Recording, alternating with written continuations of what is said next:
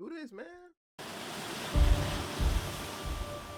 Infamous sex offender Jeffrey Epstein used the secluded island to both wine and dine the rich and build a trap where women and children as young as 12 describe rape, sexual abuse, and trafficking. The girls and young women who went on the island were basic prisoners. You couldn't leave. A CNN review of thousands. No. I've seen a lot of things on this stuff, man. I just think it's kind of crazy that this stuff happened. You know what I'm saying? And this stuff happened right underneath our nose. And I also think it's crazy that nothing's happening. Nothing's happening to these people. Nothing's going on. No one's getting executed. No one's getting persecuted. Nothing's happening. Don't y'all think that's kind of crazy? We ain't seen that one person get locked up yet. We ain't seen that one person get basically held accountable for anything that went on that island. I think that's crazy. Of videos, photos, and emails in the DOJ files, written testimony from victims, and satellite imagery paint the clearest picture yet of how Epstein transformed this island into an elaborate crime scene. The files show the signs of abuse captured on camera. It was just for Jeffrey's amusement. Powerful guests publicly and repeatedly say they didn't see this abuse, but it was so obvious and bold, according to one victim, that anyone spending significant time at any of Epstein's residences would have clearly been aware of what was going on. To do what he planned, Epstein used the island's seclusion. This is my swimming pool. No one's allowed to dock here. My beach. Helicopter or boat were the only way visitors could get to the island he purchased for about $8 million in 1998. I think that's some crazy ass shit that no one even, like, why? Why do you have an island that no one else can get to but the rich? Like, that automatically just tells me that something's going on you don't want people to know about. In 2002, satellite images show the island, Little St. James, was barely developed. Just one main house here and a few small buildings on the northern tip of the roughly 70-acre island. Over the next 2 decades, you can see Epstein's building spree as he transformed it into a luxurious vacation escape, expanding the main home to the north. He built a larger pool, new cabanas, upgraded rooms, a dental office for some unknown reason, and this unusual-looking building, referred to in the files as a temple. He also bought a $300,000 antique desk and statues worth about $100,000. As Epstein developed his getaway, he wrote repeatedly in emails to business and government leaders, "Come visit me on my island." Even after Epstein was convicted in 2008 for sex crimes, including one involving a minor, the visitors kept coming. Like LinkedIn co-founder Reid Hoffman, who explained on a podcast late last year that he briefly went to the island while fundraising for MIT. He was a masterful networker. But beneath Epstein's business dealings, Virgin Islands prosecutors... Don't nobody say nothing. Ain't nobody came out. Ain't nobody... Well, now they starting to come out. But before, bro, they wasn't coming out, bro. These people weren't coming out saying this about this man. Everybody did it against Diddy. Everybody did it against R. Kelly. Why y'all ain't doing it against this guy? We have world leaders in this. World leaders. And ain't nobody came forward. Nobody did nothing. Say Epstein coerced girls as young as 12 into sexual activity. One victim said she was trapped on the island. I tried to escape Epstein and the others by trying to swim off after spending the day being raped.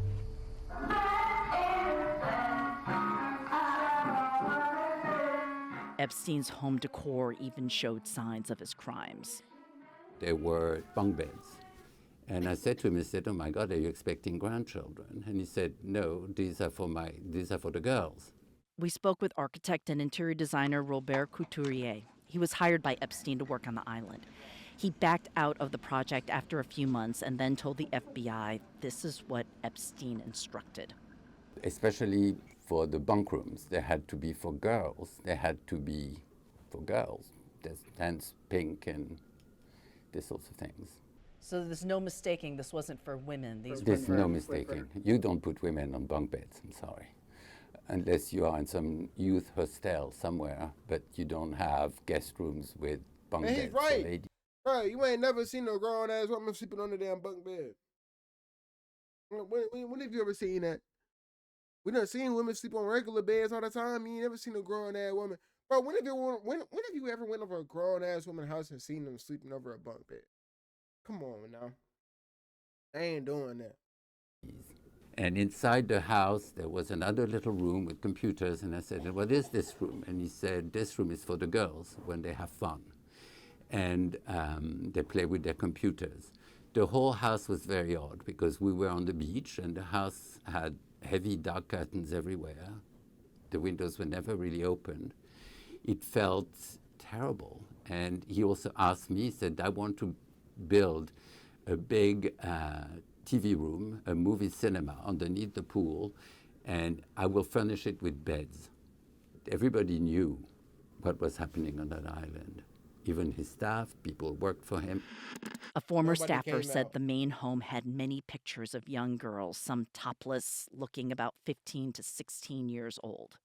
In room after room of the island home, the files show visible signs of something off, like Epstein in his kitchen chasing girls or young women.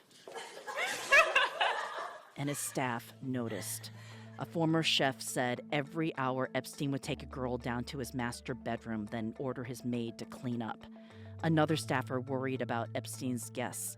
He described seeing an unnamed man with girls who did not look 18 and they were all naked.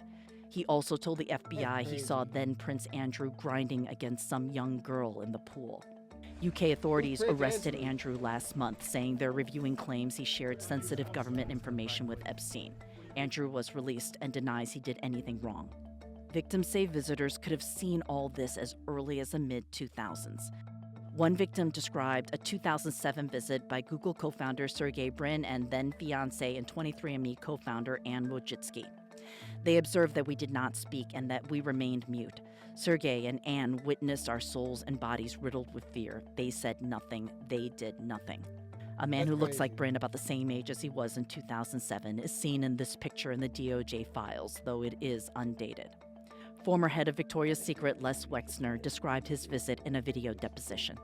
Walked around for a while and left. Probably an hour I visit. would think that this man right here, I would think that would be a woman, bro. Like, you got a that don't make sense either. You have a clothing business named Victoria's Secret. You're the CEO, co-founder of it.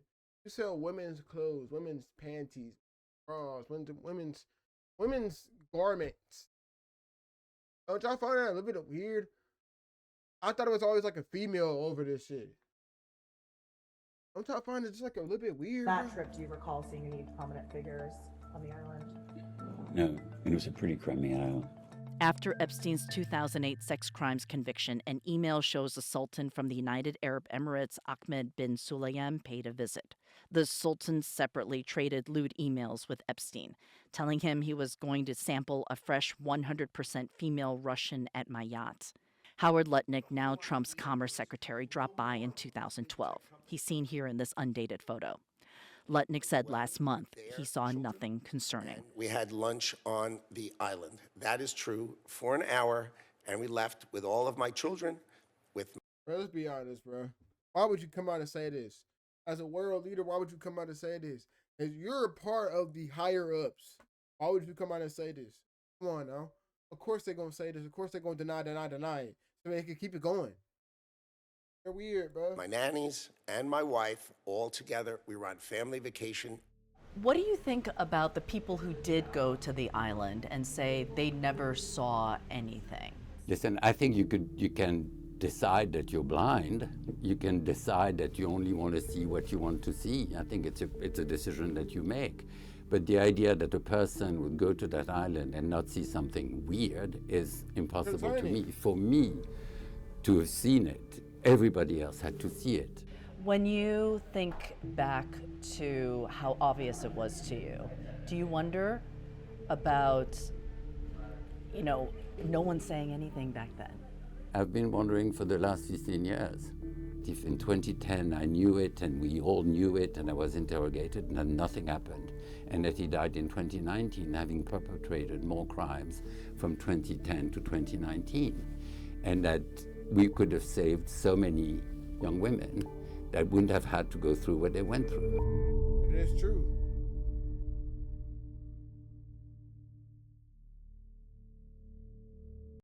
Listen, man, I'm gonna be honest. I think that whole case, the fact that no one's being perpetrated or no one's being held accountable for their action is kind of crazy. The fact that they have evidence from like emails and text messages, photos of people, no one's being questioned or asked about anything is kind of weird. Um, yeah, I just don't really know about that. Got a lot of weird things that are going on. A lot of weird things. I want to say I hope every victim finds some type of relinquish what happened. That being said, it's your boy Emery, and I'm gone. Peace.